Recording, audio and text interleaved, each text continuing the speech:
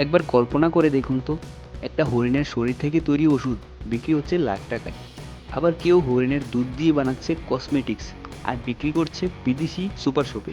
হরিণের এমন কিছু ব্যবহার রয়েছে যেগুলো শুনলে আপনি হয়তো বিশ্বাসই করতে পারবেন না। এই ভিডিওতে আমরা জানবো বিদেশিরা হরিণ দিয়ে যা যা করছে, যা আমাদের অনেকেরই অজানা।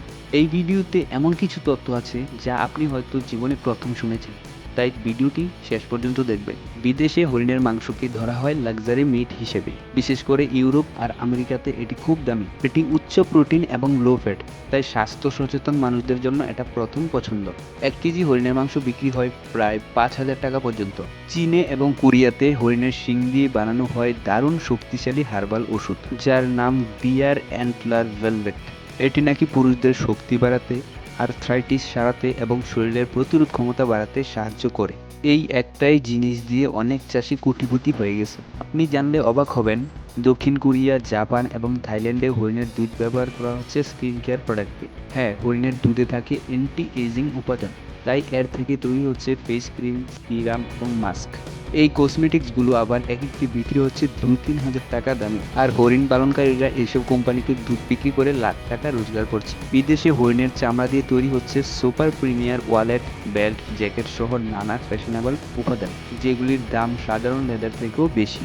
আর হরিণের হাড় ও দাঁত দিয়ে বানানো হচ্ছে হস্তশিল্প, অলংকার, যা খুবই চাহিদা সম্পন্ন জিনিস।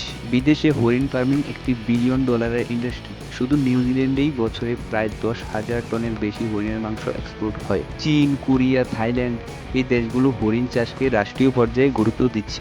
নিউজিল্যান্ড, অস্ট্রেলিয়া এবং কানাডার মতো দেশগুলিতে হরিণদের জন্য তৈরি করা হয় প্রাকৃতিক পরিবেশের মতো খামার। বিশাল জায়গা, ঘাসে ভরা মাঠ এবং পর্যাপ্ত ছায়া থাকে যেন হরিণরা মুক্তভাবে চলাফেরা করতে পারে।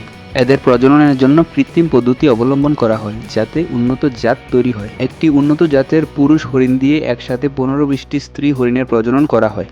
এদের খাবার দেওয়া হয় O2 ফিডার মেশিনের মাধ্যমে। অনেক খামারে তাপমাত্রা নিয়ন্ত্রণের জন্য কুলিং ফ্যান বা হিটিং সিস্টেমেরও ব্যবস্থা থাকে। প্রশ্ন হলো, আমরা কি পারছি এই সম্ভাবনাটাকে সেভাবে কাজে লাগাতে? হ্যাঁ, আমাদের দেশেও হরিণ চাষ হচ্ছে, কিন্তু এখনও সম্ভাবনার শতভাগ কাজে লাগাতে পারছি না। যদি সরকার, উদ্যোক্তা আর প্রযুক্তি একসাথে কাজ করে, তাহলে হরিণ হতে পারে আমাদের নতুন সোনার খনি। আপনার কি মনে হয়, আমাদের দেশে কি বাণিজ্যিকভাবে হরিণের খামার গড়ে তোলা সম্ভব? কমেন্ট করে জানাবেন। এমনই নতুন নতুন আকর্ষণীয় বিষয় জানতে ভিডিওটিতে একটি লাইক দিয়ে চ্যানেলটি সাবস্ক্রাইব করে আমাদের পাশেই থাকবেন। ধন্যবাদ।